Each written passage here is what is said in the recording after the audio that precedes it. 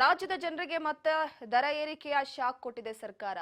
Bus ಆಯ್ತು, metro ಆಯ್ತು, ಇದೀಗ ಹಾಲಿನ ದರ ಏರಿಕೆಯ ವಿಚಾರಕ್ಕೆ ಸಂಬಂಧಪಟ್ಟಂತೆ 4 ರೂಪಾಯಿ ಏರಿಕೆ ಮಾಡಿದೆ ರಾಜ್ಯ ಸರ್ಕಾರ. ಈಗ ಸಚಿವ ಸಂಪುಟ ಸಭೆಯಲ್ಲಿ ಒಂದು ವಿಚಾರವನ್ನ ಪ್ರಸ್ತಾಪ ಮಾಡಿ ಹೇಳ್ಕೊಳ್ಬಹುದು ಸರ್ಕಾರ. ಯಾಕಂದ್ರೆ ಸರ್ಕಾರ ಜನರ ಈಗಿನ ಸಮಸ್ಯೆ, ಈಗಿನ ಸವಾಲುಗಳನ್ನ ಗಮನಿಸ್ತಾ ಇಲ್ಲ. ಕೆಎಂಎಫ್ ಏನೋ ಕೊಟ್ಬಿಡ್ತು ಪ್ರಸ್ತಾವನೆ, ಆದ್ರೆ ಹೈಕ್ ಮಾಡುವ ವಿಚಾರವಾಗಿ ಗಮನ ಹರಿಸಬೇಕಾಗುತ್ತೆ. ಈಗಾಗಲೇ ಹಾಲಿನ ದರ 27 ರೂಪಾಯಿ, 29 ರೂಪಾಯಿ, 30 ರೂಪಾಯಿ ಹಿಂಗಾಗಿದೆ ಅರ್ಧ ಲೀಟ್ರು. ಈಗ ಮತ್ತೆ 4 ರೂಪಾಯಿ ಅಂತಂದ್ರೆ 30ರ ಗಡಿದಾಟಿ ಹೋಗ್ಬಿಟ್ಟಿದೆ ಈಗ. ಸೊ ಎಲ್ಲ ಒಂದು ಕಡೆ ಗಮತಾರೆ. ನಮ್ಮ ಪ್ರತಿನಿಧಿ ಬಸವರಾಜ್ ಹೂಗಾರ್ ಸಂಪರ್ಕದಲ್ಲಿದ್ದಾರೆ. ಬಸವರಾಜ್, ಪ್ರಮುಖವಾಗಿ ಸಚಿವ ಸಂಪುಟ ಸಭೆಯಲ್ಲಿ ಹಾಲಿನ ದರ ಏರಿಕೆಯ ವಿಚಾರವಾಗಿ ಒಪ್ಪಿಗೆ ಕೊಡುತ್ತೆ ಸರ್ಕಾರ ಅನ್ನುವಂಥದ್ದು ಒಂದಿತ್ತು. ಆದ್ರೆ ಎಷ್ಟು ರೂಪಾಯಿ ದರ ಏರಿಕೆ ಮಾಡುತ್ತೆ? 5 ರೂಪಾಯಿನೇ ಮಾಡುತ್ತಾ ಅಥವಾ ಕಡಿಮೆ ಮಾಡುತ್ತಾ ಅಂತ? ಕೇವಲ 1 ರೂಪಾಯಿ ಕಡಿಮೆ ಮಾಡಿ 4 ರೂಪಾಯಿ ಹೆಚ್ಚಿಗೆ ಮಾಡುವ ವಿಚಾರಕ್ಕೆ ಸಂಬಂಧಪಟ್ಟಂತೆ ಸರ್ಕಾರ ಅನುಮತಿ ಕೊಟ್ಟು ಈಗ ಜನರಿಗೆ ಮತ್ತೆ ಬೆಲೆ ಏರಿಕೆ ಶಾಕ್ ಕೊಟ್ಟಿದೆ. ಇದ್ರ ಬಗ್ಗೆ ಮಾಹಿತಿ ಕೊಡೋದಾದ್ರೆ. ರೂಪ ಈಗಾಗಲೇ ಸಚಿವ ಸಂಪುಟದಲ್ಲಿ ನಾನು ಆವಾಗಲೇ ಹೇಳಿದಾಗೆ ಮೊದಲಿಗೆ KMF ನ ಒಂದು ಏನು ಪ್ರಸ್ತಾವನೆ ಏನಿತ್ತು ಅದ್ರ ಬಗ್ಗೆ ಸುದೀರ್ಘವಾಗಿರ್ತಕ್ಕಂಥ ಚರ್ಚೆ ಕೂಡ ನಡೆಸಿರ್ತಕ್ಕಂಥದ್ದು. ಆ ಒಂದು ಸಂದರ್ಭದಲ್ಲಿ ಏನು KMF ನ ಪ್ರಸ್ತಾವನೆ ಏನಿತ್ತು 5 ರೂಪಾಯಿನ ಹೆಚ್ಚಳ ಮಾಡಬೇಕು ಅನ್ನುವಂಥದ್ದು, ರೈತರಿಗೂ ಕೂಡ ಒಂದು ಹಣ ಕೂಡ ಸಿಗಬೇಕು, ಇತ್ತ ಒಕ್ಕೂಟಗಳಿಗೂ ಕೂಡ ಅಲ್ಲಿ ಹಣ ಸಿಗಬೇಕು, ಸಾಗಾಟು ವ್ಯವಸ್ಥೆ ಆಗಿರ್ಬೋದು, ಎಲ್ಲರಿಗೂ ಕೂಡ ಪರಿಷ್ಕೃತವಾಗಿ ಒಂದು 5 ರೂಪಾಯಿ ಹೆಚ್ಚಳ ಮಾಡಿದರೆ ನಮ್ಗೆ ಅನುಕೂಲ ಆಗುತ್ತೆ ಅನ್ನುವಂಥದ್ದು ಒಂದು KMF ಕೂಡ ಪ್ರಸ್ತಾವನೆ ಇಟ್ಟಿತ್ತು. ಅದ್ರ ಬಗ್ಗೆ ಸುದೀರ್ಘವಾಗಿ ಚರ್ಚೆ ನಡೆಸಿದ ಸಚಿವ ಸಂಪುಟ ಸಭೆ ಪ್ರಮುಖವಾಗಿ 5 ರೂಪಾಯಿ ಹೆಚ್ಚಳ ಮಾಡಿದರೆ ಹೊರೆ ಆಗುವಂಥದ್ದು, ಹಾಗಾಗಿ ಒಂದು 4 ರೂಪಾಯಿ ಮಾಡೋಣ ಅನ್ನುವಂಥ ತೀರ್ಮಾನಕ್ಕೂ ಕೂಡ ಸಚಿವ ಸಂಪುಟದಲ್ಲಿ ಬಂದಿದೆ ಅನ್ನುವಂಥ ಮಾಹಿತಿ ಇದೆ.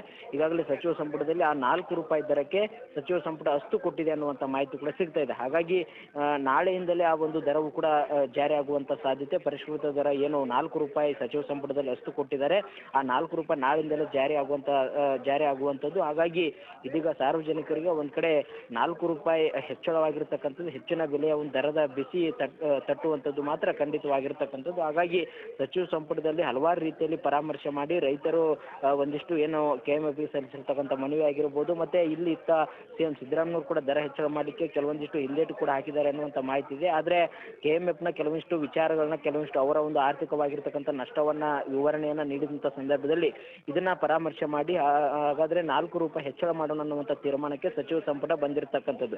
ಹಾಗಾಗಿ ಒಂದ್ ರೀತಿ ನಂದಿನಿ ಉತ್ಪನ್ನಗಳಿಗೆ ಕೂಡ ಹೆಚ್ಚಿನ ಪ್ರಾಮುಖ್ಯತೆ ಕೊಡಬೇಕು, ಮತ್ತೆ ಹಾಲು ಒಂದು ರೈತರಿಗೂ ಕೂಡ ಹೆಚ್ಚಿನ ಆರ್ಥಿಕವಾಗಿರ್ತಕ್ಕಂಥ ವ್ಯವಸ್ಥೆಗೆ ಸರ್ಕಾರ ಬದ್ಧವಾಗಿರಬೇಕು. ಈ ಒಂದು ನಿಟ್ಟಿನಲ್ಲಿ ಈ 4 ರೂಪಾಯಿ ದರ ಒಂದು ಅನಿವಾರ್ಯವಾಗಿರ್ತಕ್ಕಂಥದ್ದು ಅನ್ನುವಂಥ ತೀರ್ಮಾನಕ್ಕೆ ಸಚಿವ ಸಂಪುಟ ಬಂದಂತೆ ಕಾಣ್ತಾ ಇದೆ.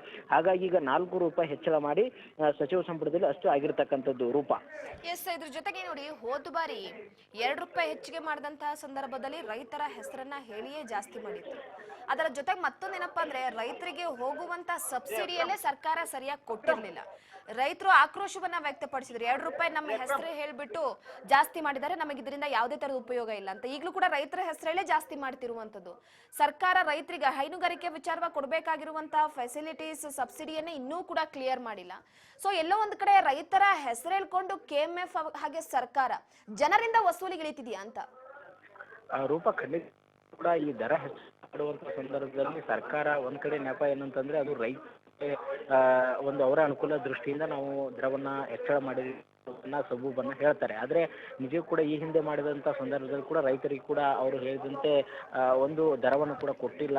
ಸರ್ಕಾರವೇ ಇದನ್ನ ಇಲ್ಲಿ ಒಕ್ಕೂಟಗಳಾಗಿರ್ಬೋದು ಅಥವಾ ಸಾಗಾಟ ಆಗಿರ್ಬೋದು, ಬರೇ ಇಲ್ಲಿ ರೈತರ ಬಿಟ್ಟು ಇನ್ನಿತರೆ ಇರ್ತಕ್ಕಂಥವ್ರಿಗೆ ಅದು ಹಣವು ಕೂಡ ಹೆಚ್ಚಳ ಆಗಿರ್ತಕ್ಕ, ಮತ್ತೆ ಮೂಲ ರೈತರಿದ್ದಾರೆ ಪ್ರತಿ ಲೀಟರ್ ಏನ್ ಹಾಕ್ತಾರೆ ಅಂತ ರೈತ ಸಿಕ್ಕಿಲ್ಲ ಅಂತ ಇರ್ತಕ್ಕ. ಹಾಗಾಗಿ ಇದೀಗ ಈ ಒಂದು 4 ರೂಪಾಯಿ ಹೆಚ್ಚಳ ಮಾಡಿದಂತ ಸಂದರ್ಭದಲ್ಲಿ ಕೂಡ ಇದು ನೇರವಾಗಿ ರೈತರಿಗೆ ಹೆಚ್ಚಳ ಮಾಡಿದ ರೈತರಿಗೆ ಒಂದು 3 ರೂಪಾಯಿ ಸಿಗಬೇಕು. ಇನ್ನು ಉಳಿದ ಒಂದು 1 ರೂಪಾಯಿ ಅಥವಾ 2 ರೂಪಾಯಿ ಉಳಿದಿರ್ತಕ್ಕಂಥ ಹಣ ಆದ್ರೂ ಇದು ಸಾಗಾಟ ಆಗಿರ್ಬೋದು, ಒಕ್ಕೂಟಗಳಾಗಿರ್ಬೋದು, ಇನ್ನಿತರ ಒಂದು ಇತರೆ ಒಂದು ಸಂಸ್ಥೆಗಳಿಗೆ ಹೋಗ್ಲಿ. ಆದ್ರೆ ರೈತರಿಗೆ ಇದು ನೇರವಾಗಿ ಪ್ರತಿ ಲೀಟರ್ ಕೂಡ ಹೆಚ್ಚಳ ಆಗಬೇಕು ಅನ್ನುವಂಥದ್ದು ಆಗ್ರಹ ಇರುವಂಥದ್ದು. ಆ ಬಗ್ಗೆ ಇವತ್ತು ಸಚಿವ ಸಂಪುಟದಲ್ಲಿ ಸುದೀರ್ಘವಾಗಿ ಚರ್ಚೆ ನಡೆಸಿ ಕನಿಷ್ಠ ರೈತರಿಗೆ 2 ರೂಪಾಯಿ ಆದ್ರೂ ಹೆಚ್ಚಿಗೆ ಅವರಿಗೆ ಒಂದು ದರ ಹೆಚ್ಚಿಗೆ ಆಗುವಂತೆ ಅವರಿಗೆ ಅನುಕೂಲ ಮಾಡಿಕೊಡಬೇಕು. ಹಾಗಾಗಿ ರೈತರ ಒಂದು ಹಿತದೃಷ್ಟಿಯಿಂದಲೇ ನಾವು ದರವನ್ನು ಹೆಚ್ಚಿಗೆ ಮಾಡ್ತಾ ಇದ್ದೀವಿ ಅನ್ನುವಂಥದ್ದನ್ನು ಕೂಡ KMF ನ ಒಂದು ಗಮನಕ್ಕೆ ತಂದು ಸಚಿವ ಸಂಪುಟ ಇವತ್ತು ಅಸ್ತು ಕೊಟ್ಟಿದೆ ಅನ್ನುವಂಥ ಮಾಹಿತಿ ಇದೆ. ಆದ್ರೆ ರೈತರಿಗೆ ಸರಿದೂಗಿಸುತ್ತೆ ಅನ್ನುವಂಥದ್ದು ನಾವು ದರ ಬಂದ ಮೇಲೆ ಗೊತ್ತಾಗಬೇಕಾಗಿದೆ ರೂಪ. ಬಸವರಾಜ್, ಮತ್ತೊಂದು ಈಗಾಗಲೇ 50 ml ಎಕ್ಸ್ಟ್ರಾ ಕೊಡುವ ಮುಖಾಂತರವಾಗಿ 2 ರೂಪಾಯಿ ಏರಿಕೆ ಮಾಡಿದ್ರು. ಜನ ಅಟ್ಲೀಸ್ಟ್ 2 ರೂಪಾಯಿಗೆ 50 ml ಆದ್ರೂ ಕೂಡ ಸಿಗುತ್ತಲ್ಲಪ್ಪ ಎಕ್ಸ್ಟ್ರಾ ಅಂತ. ಈಗ ಆಲ್ರೆಡಿ 30 ರೂಪಾಯಿ ಹತ್ತತ್ರ ಹಾಲಿನ ದರ ಆಗಿದೆ ಅರ್ಧ ಲೀಟರ್. ಸೊ ಒಂದು ರೈತರಿಗೆ ಕೊಡಬೇಕಾದಂತ ಕೆಲವೊಂದಿಷ್ಟು ಹೊಸ ಯೋಜನೆಗಳನ್ನ ಸರ್ಕಾರ ತಂದಿಲ್ಲ. ಬಜೆಟ್ ನಲ್ಲೂ ಕೂಡ ರೈತರ ವಿಚಾರವಾಗಿ, ಹೈನುಗಾರಿಕೆ ವಿಚಾರವಾಗಿ ಅಷ್ಟೇನು ತೃಪ್ತಿ ಪಟ್ಕೊಳ್ಳುವ ರೀತಿಯಾಗಿ ಕೂಡ ಇರಲಿಲ್ಲ. ಸೊ ಸದ್ಯದ ಮಟ್ಟಿಗೆ ಹೈನುಗಾರಿಕೆ ವಿಚಾರಕ್ಕೆ ಸಂಬಂಧಪಟ್ಟಂತೆ ರೈತರು ಈಗಾಗಲೇ ನಷ್ಟದಲ್ಲೂ ಕೂಡ ಇದ್ದಾರೆ. ಇನ್ನ ಮತ್ತೊಂದು ಕಡೆ ಹಾಲಿನ ದರ ಏರಿಕೆಯ ವಿಚಾರವನ್ನ ಪಕ್ಕಕ್ಕಿಟ್ರೆ ಒಂದು ರೈತರಿಗೆ ಸಿಗಬೇಕಾದಂತ ಕೆಲವೊಂದಿಷ್ಟು ವಿಚಾರದಲ್ಲಿ ಸರ್ಕಾರ ಗಮನ ಕೊಡ್ತಿಲ್ಲ. ಆದ್ರೆ ಬೆಲೆ ಏರಿಕೆಯ ವಿಚಾರವು ಮಾತ್ರ ಅತಿ ಫೋಕಸ್ ಮಾಡ್ತಿದೆ. ಖಂಡಿತ ರೂಪ. ಒಂದ್ ಕಡೆ ಈಗ ಸಹಕಾರ ಕ್ಷೇತ್ರದಲ್ಲಿ ರೈತರಿಗೂ ಕೂಡ ಹೈನುಗಾರಿಕೆ ಸಂಬಂಧಪಟ್ಟಂತೆ ಕೆಲವಷ್ಟು ಸಬ್ಸಿಡಿ ಆಗಿರ್ಬೋದು ಮತ್ತು ಹೈನುಗಾರಿಕೆ ಪ್ರೋತ್ಸಾಹ ಮಾಡುವಂತ ನಿಟ್ಟಿನಲ್ಲಿ ಕೆಲವಷ್ಟು ಪ್ರೋತ್ಸಾಹ ಧನ ಆಗಿರ್ಬೋದು, ಮತ್ತೆ ಇಲ್ಲಿ ಹಾಲಿನ ದರದಲ್ಲೂ ಕೂಡ ಒಂದು ಪ್ರೋತ್ಸಾಹ ಕೊಡಬೇಕು, ಹೈನುಗಾರಿಕೆ ಹೆಚ್ಚಿಸಬೇಕು ಅನ್ನುವಂಥ ನಿಟ್ಟಿನಲ್ಲಿ ಹಲವಾರು ಒಂದಿಷ್ಟು ಯೋಜನೆ ಇದ್ದಾವೆ. ಅವುಗಳಿಗೆ ಕೇಂದ್ರ ಸರ್ಕಾರ ಕೂಡ ಸಹಕಾರ ಕ್ಷೇತ್ರಕ್ಕೆ ಒಂದು ನಬಾರ್ಡ್ ಮುಖಾಂತರ ಸಾಲ ಕೊಡುವಂತ ನಿಟ್ಟಿನಲ್ಲಿ ಈ ಬಾರಿ ಕಡಿಮೆ ಆಗಿದೆ ಅನ್ನುವಂಥ ಮಾತು ಇದೆ. ಅದರಲ್ಲಿ ರಾಜ್ಯ ಸರ್ಕಾರ ಒಂದಿಷ್ಟು ನಬಾರ್ಡ್ ಬ್ಯಾಂಕಿನಿಂದಲೂ ಕೂಡ ಹಣ ಕೊಟ್ಟು ರೈತರಿಗೆ ಒಂದಿಷ್ಟು ಉತ್ತೇಜನ ಕೊಡುವಂತ ನಿಟ್ಟಿನಲ್ಲಿ ಕೂಡ ಸರ್ಕಾರ ಮುಂದಾಗಬೇಕಾಗಿದೆ. ಆದರೆ ಕೆಲವೊಂದಿಷ್ಟು ನೀವು ಹೇಳಿದಂಥ ಸಬ್ಸಿಡಿ ದರಗಳು ಕೂಡ ಈಗ ನಿಂತು ಹೋಗಿದೆ ಅನ್ನುವಂಥ ರೈತರು ಕೂಡ ಆರೋಪ ಇದೆ. ಅವುಗಳಿಗೂ ಕೂಡ ಉತ್ತೇಜನ ಕೊಡಬೇಕು, ಅವುಗಳಿಗೂ ಕೂಡ ಪ್ರೋತ್ಸಾಹ ಕೊಡಬೇಕು ಆಗಿರ್ತಕ್ಕಂಥದ್ದು ಸರ್ಕಾರಗಳ ಜವಾಬ್ದಾರಿ. ಅದು ಕೇಂದ್ರ ಸರ್ಕಾರದ ಯಾವ ರೀತಿ ಮನವಿ ಸಲ್ಲಿಸಿ ರಾಜ್ಯ ಸರ್ಕಾರ ತೆಗೆದುಕೊಂಡು ಬರುತ್ತೋ ಅದು ಸರ್ಕಾರಗಳ ಒಂದಿಷ್ಟು ಕಾರ್ಯವಿನಿಮಯಕ್ಕೆ ಸಂಬಂಧಪಟ್ಟಂತ ವಿಚಾರ. ಆದರೆ ಇಲ್ಲಿ ಕೊನೆಯದಾಗಿ ರೈತರಿಗೆ ಸಿಗ್ತಕ್ಕಂಥ ಸೌಲಭ್ಯಗಳೇನಿದ್ದಾವೆ ಅದು ಇನ್ನಿತರ ಸಬ್ಸಿಡಿ ವಿಚಾರಗಳಾಗಿರ್ಬೋದು, ಮತ್ತೆ ರೈತರಿಗೆ ಹೈನುಗಾರಿಕೆ ಆಗಿರ್ಬೋದು ಮತ್ತು ಒಂದಿಷ್ಟು ವೈದ್ಯಕೀಯ ಕ್ಷೇತ್ರದಲ್ಲಾಗಿರ್ಬೋದು, ಪಶುಸಂಗೋಪನೆಯ ಒಂದು ವಿಚಾರಕ್ಕೆ ಸಂಬಂಧಪಟ್ಟ ಅದನ್ನು ಕೂಡ ನಾವು ಪ್ರೋತ್ಸಾಹ ತೆಗೆದುಕೊಂಡು ಈ ಹೈನುಗಾರಿಕೆ ಕೂಡ ಪ್ರೋತ್ಸಾಹ ಕೊಡಬೇಕು. ಅದನ್ನೆಲ್ಲವನ್ನು ಕೂಡ ಸಮನ್ವಯತೆ ತೆಗೆದುಕೊಂಡು ರಾಜ್ಯ ಸರ್ಕಾರ ರೈತರ ಒಂದಿಷ್ಟು ಹಿತದೃಷ್ಟಿಯಿಂದ ತೆಗೆದುಕೊಳ್ಬೇಕಾಗಿರ್ತಕ್ಕಂಥ ನಿರ್ಧಾರಗಳು ಇವು ಆಗಿರ್ತಕ್ಕಂಥ. ಆದರೆ ಎಲ್ಲೋ ಒಂದು ಕಡೆ ರೈತರ ಹೆಸರಿನಲ್ಲಿ ಬೇರೆ ಬೇರೆ ಇನ್ನಿತರ ಒಂದಿಷ್ಟು ಮ್ಯಾನುಫ್ಯಾಕ್ಚರ್ ಮಾಡುವಂಥ ಸಂಸ್ಥೆಗಳಾಗಿರ್ಬೋದು, ಮತ್ತೇನು ಸಾಗಾಟ ಮಾಡುವಂಥ